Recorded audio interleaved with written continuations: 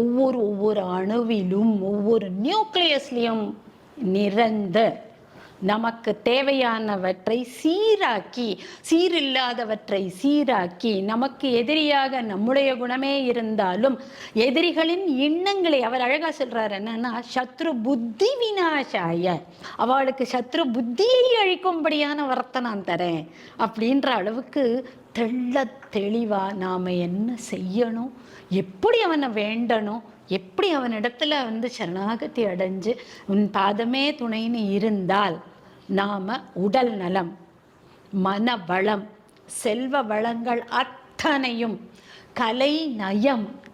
இது எல்லாம் தாண்டி நம்ம இடத்துல இருக்கக்கூடிய அமைதி, மன அமைதி, மன நிறைவு, இந்த வாழ்வில் நான் நிறைவை அடைந்து விட்டேன் அப்படின்னு சொல்லப்படக்கூடிய அபண்டன்ஸ், இதையெல்லாம் தாண்டி பிளிஸ், எலிக்சர், அமிர்தத்தை இந்த இந்த இந்த பேரண்ட நாயகனை அடையும் அமிர்தத்தை அடையும் வழி, இன்னும் என்ன வேணுமோ அத்தனையும் கிடைக்கக்கூடிய வரமானது இதன் மூலியம் நம்ம எல்லாருக்கும் கிடைக்கும். அதனால தான் முருகனை நம்ம ரொம்ப கிட்டக்க பிடிச்சி வச்சுட்டு இருக்கோம்.